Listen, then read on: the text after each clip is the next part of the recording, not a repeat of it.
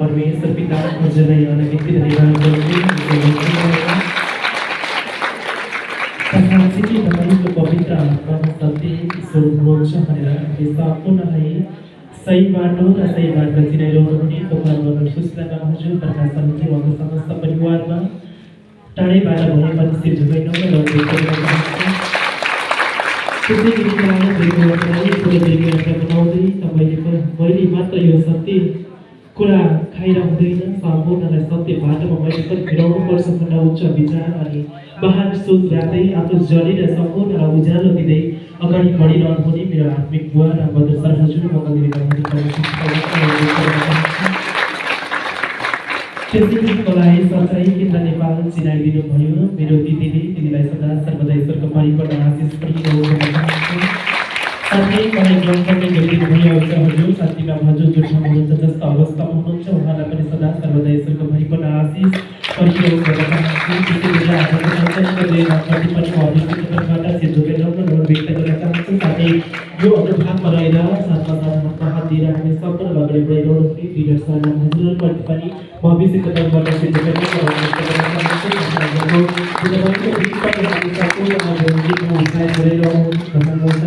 हाम्रो देवी सरहरूलाई पनि भविष्यको तर्फबाट सिद्ध व्यक्त गर्न चाहन्छु। साथै आफ्नो कामलाई व्यावसायिकमा राखेर मैले परमेश्वरको वचन खानुपर्छ, परमेश्वरको शिक्षाद्वारा म पनि अगाडि बढ्नुपर्छ भन्न आफ्नो सोचलाई परिवर्तन गर्दै अगाडि बढिरहनु हुने ईश्वरको पवित्र सन्तानप्रति भविष्यको तर्फबाट धन्यवाद गर्छु। यसको वस्तुको नाउँमा तपाईँलाई योजना आज गवाई तथा वचन शिक्षाको निम्ति चुन्नुभयो, यसमा पनि यसलाई अनगिन्ती धन्यवाद। यसको वस्तुको नाउँमा शरीर एक थियो, रोग हजारौँ थियो होइन, सुख शान्ति आनन्द खोज्दै दिएको थियो, दलदलमा परेको थियो। त आज तिनै दलदल त्यो सुख शान्ति सबै चिज पाउनको निमित्त परमेश्वरलाई चिनेर यो भवनसम्म टेक्नु नै सबैभन्दा ठुलो गवाई परमात्माले मेरो जीवनमा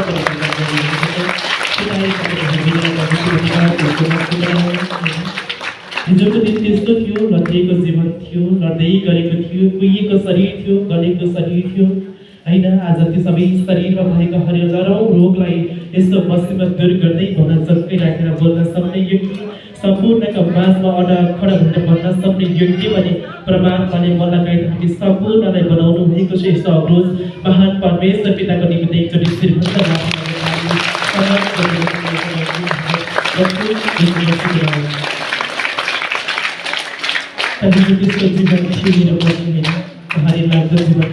परमेश्वरको गवाई त कति हो, कति कहाँबाट सुरु गर्ने, कहाँ गएर अन्त्य गर्ने, यो त असम्भवै नभएको चिज छ। गवाई हुँदै गर्दा वर्षौँ वर्ष गवाई भन्दा पनि कहिले पनि सकिँदैन। आज एकपछि अर्को परमेश्वरले गवाई त यो जीवनमा प्रकट गरिरहनुहुन्छ, तर हालत पनि आइरहेको हुन्छ। त हालतबाट परमेश्वरले उन्नति पनि दिइरहनु भएको हुन्छ, प्रगति पनि दिइरहनु भएको हुन्छ। आज यस्तो महान परमेश्वर चिन्न पाएको छौँ, त यस्तो महान कार्य गर्नुभएको छ। आज मलाई सम्पूर्णलाई महान कार्य गर्नुहुने परमेश्वर पिता हजुरलाई कुन शब्दले धन्यवाद व्यक्त गरौँ, जति पनि धन्यवाद दिँदा पनि कहिले पनि परमेश्वरलाई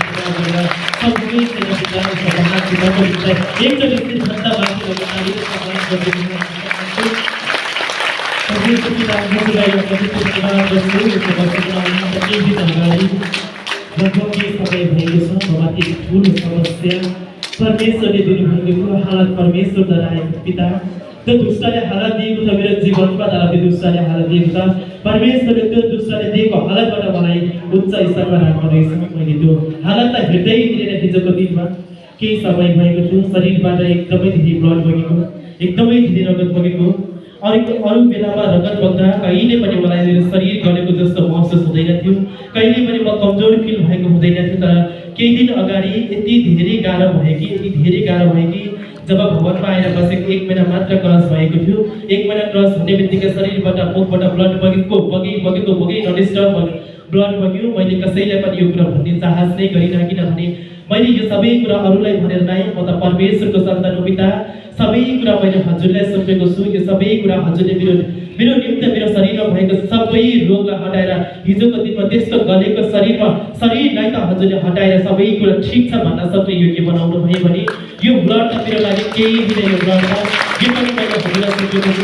मैले मेरो जीवन नै हजुर अर्पण गरेको छु भने पिता आज मलाई जुरुक्क तपाईँले हिजो जसरी उठाउनु भएको थियो यो रगत गएर म कमजोर भएकै छैन, म ठिक छु एकदमै, म एकदमै भलाचन्कै छु परमात्मा, मलाई ठिक बनाइसक्नु भने जब मान्दै गएँ ब्लड गएको 4 देखि 5 दिनभित्रसम्म मलाई धेरै गाह्रो भयो। दिदीको घरमा पनि गएँ, मलाई शरीर गलेको जस्तो महसुस भइरहेको छ।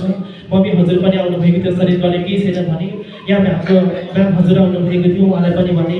हाम्रो रामदेवी म्याम हजुर आउनुभएको थियो, उहाँलाई पनि भने मेरो शरीर गलेकै छैन, मलाई एकदम गाह्रो भएकै छैन भने। अनि त्यसपछि घरबेटी बुवा आउनु भएको थियो, यहाँ उहाँलाई पनि भने। एक दिन म दिनभरि सुतेरै बसेँ, उठ्नै सकिनँ, सक्ने अवस्थै थिएन मेरो, त्यस्तो अवस्था पुगिसकेको थिएँ म।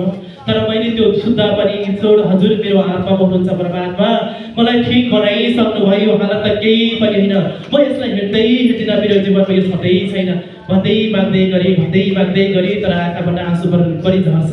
एकदमै गाह्रो परिस्थिति पुगिसकेको छु म। मैले यो भन्नै सक्ने अवस्था कसैलाई पनि भन्न सक्ने अवस्था छैन, किनभने यो कुरा मैले भन्दै गर्दा तिमीले मन कमजोर गर्दै गयौ कि भनेर मलाई यो प्रश्न आउँछ पिता। यो प्रश्न आउनुभन्दा अगाडि यो प्रश्नको सोल्युसन पनि हजुरद्वारा भइसक्यो, तपाईँले कार्य गरिसक्नु भयो भनेर जब बाध्य गरी शनिबार आयो, शनिबार आउँदा पनि मेरो शरीर एकदमै गाह्रो भएको मलाई महसुस भइरहेको थियो। एकदम यत्तिकै हल्लिसकेको थिएँ म, किनभने धेरै कमजोर भएको जस्तो भएको थियो, मुखबाट गइ थियो मलाई शनिबार आउँदा।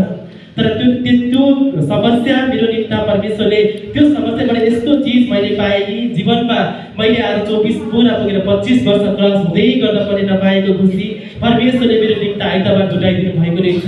मैले 25 वर्ष पुरा भएर 26 वर्षको क्रस हुने बेलामा मलाई बर्थडे गर्नुपर्छ भनेर, जन्मदिन मनाउनुपर्छ भनेर जुन परमेश्वरद्वारा मलाई अगुवाई भयो, त मैले यो निमित्त मैले गर्छु भनेर अगुवाई गरेँ। त त्यो दिन त्यो हालतबाट परमेश्वरले मेरो जीवनमा यो खुसी प्रकट गरिदिनु भयो कि पिता अब सम्भव रहेछ। मैले 24 वर्षसम्म मेरो मामा कस्तो हुनुहुन्छ मैले मामाको अनुहार पनि देखेको थिइनँ, चिनेको पनि थिइनँ। तर 1 घन्टामा हामीले बर्थडे गर्ने भनेर सबै चिज तयारी गऱ्यौँ। त 11 बजे बर्थडेको निर्णय गरेर हामी जब सामान लिएर यो भवनमा आयौँ, भवनमा आउने बित्तिकै बाबासँग हाम्रो कुराकानी भयो, नम्बर मागेर कुराकानी गरेपछि बाबा आउने तयारीमा हुनुभयो। हेर्नुहोस् त, मैले 25 वर्षसम्म नपाएको खुसी त्यो दिन मेरो मामा स्वयं आफै आएर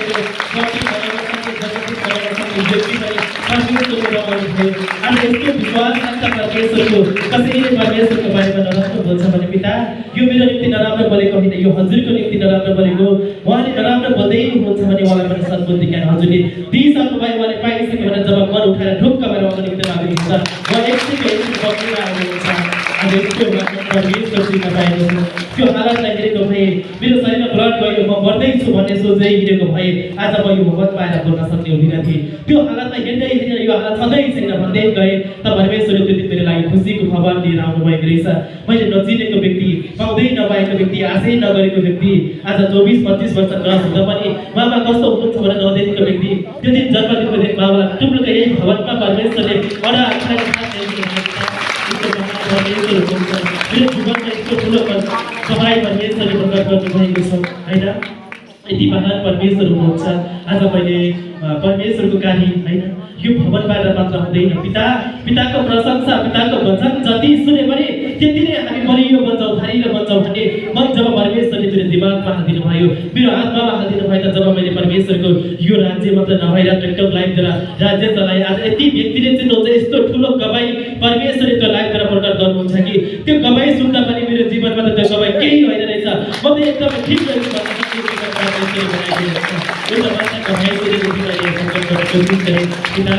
अगाडि बढिरहेको छ आत्माको योजना होइन। एक दिन हामी अहिले तपाईँहरू सबैजना यहाँ आउनुभएको छ, यो एकदमै इम्पोर्टेन्ट गवाई हो। मैले पनि सुन्दै गरेको गवाई यति ठुलो गवाई थियो। हेर्नुहोस् त, हामी अहिले पनि कयौँ व्यक्तिहरू मन्दिरमा गएर मन्दिर पूजा गरिरहन्छौँ होइन, गर्नुहुन्छ हजुरहरू पनि। तर मन्दिरमा गएर तपाईँले मन्दिरमा गएर पूजा गर्नुहोस्, तपाईँले शान्ति पाउँदै पाउनुहुन्न। अब यो गवाईबाट तपाईँ बस्छ हुनुहोस् कि एक दिन हाम्रो एकजना म्याम हजुरले गई बस्किनु भनेको थियो, उहाँले 15 जना व्यक्ति चाहिँ मनोकामना मन्दिर जाँदै हुनुहुँदो रहेछ होइन। 15 जना व्यक्तिमा 3 जना मात्र ईश्वरको सन्तान हुनुहुँदो रहेछ त्यो गाडीमा। 15 जना व्यक्ति मन्दिर जाँदै गर्दा त्यो गाडी चाहिँ मन्दिरमा गएर सबै मन्दिर पूजा गरेर दर्शन गरेर आउनुभयो। फर्किँदै गर्दाखेरि गाडी खसेर लगभग 15 फिट तल गाडी खस्यो। गाडी खसिसके पछाडि एकजनाको मृत्यु भयो त्यहाँनिर होइन। बाँकी कसैलाई पनि केही घाउचोट भएन, हल्का कसैको ढाड खुट्टा भाँचेको छ मात्रै भन्नुभयो। त आज यदि हामीले मन्दिर पूजा गर्दै गर्दाखेरि मन्दिरद्वारा पनि हामीलाई सुख शान्ति आनन्द मिल्ने भएको भए मन्दिर ढोक गरेर फर्किसकेपछि त हामीलाई त्यसमा त्यो एक्सिडेन्ट हुनै नपर्ने हो होइन हजुर हुनै नपर्ने हो होइन तर बाटो फर्किँदै गर्दा बच्चाको गाडीमा गाडी फस्यो गाडी फसेपछि त्यहाँ एकजना बुवा हजुरको डेथ भयो मर्नु भयो उहाँ तर त्यो गाडीमा एकजना बच्चा यस्तो अचम्म लाग्दो बच्चा होइन अरूलाई हल्का घाउचोट लाग्यो सबैको शरीरमा घाउचोट देखियो तर त्यो 6 महिनाको बच्चालाई हेर्नुहोस् उसलाई केही चोट लागेकै छैन भनेर गभर्नमेन्ट अरूको जीवनमा घाउचोट लाग्यो भने त्यो बच्चालाई केही छिरिक्क पनि सोको छैन भनेर गभर्नमेन्ट गर्नुभएको थियो आज ईश्वरले उहाँलाई बचाउनु भयो त्यही बच्चाद्वारा त्यो 14 जना मान्छे पनि बाँच्न सफल भए त्यो बच्चा परमेश्वरको सन्तान रहेछ त्यो परमेश्वरको बच्चा सन्तानको कारणले गर्दा ती अरू सबैजना बाँच्न सक्ने योग्य परमेश्वरले उहाँ सबैलाई बनाउनु सेवा गर्छु पिता यति महान हुनुहुन्छ परमेश्वरले यति ठुलो कार्य गर्नुहुन्छ अब पनि हामी मठ मन्दिर धामी झाँक्रीमा विश्वास गर्दै हिँड्यौँ त हजुर हामी मठ मन्दिर धामी झाँक्रीमा नै विश्वास गरेर हामीले जित्न सफल हुन्थ्यौँ भने त हामी यहाँ किन आउनु पर्थ्यो परमेश्वरको वचन यो राज्यमा आएर यो भवन बनाएर किन यसरी अगाडि बढ्नु पर्थ्यो त हजुर आजकै दिनबाट मन उठाउनुहोस् त्यो मन्दिरलाई पूजा गरेर होइन आत्माको मन्दिरलाई पूजा गर्नुहोस् तपाईले सदा आशाको जीवन पाइरहनु भएको छ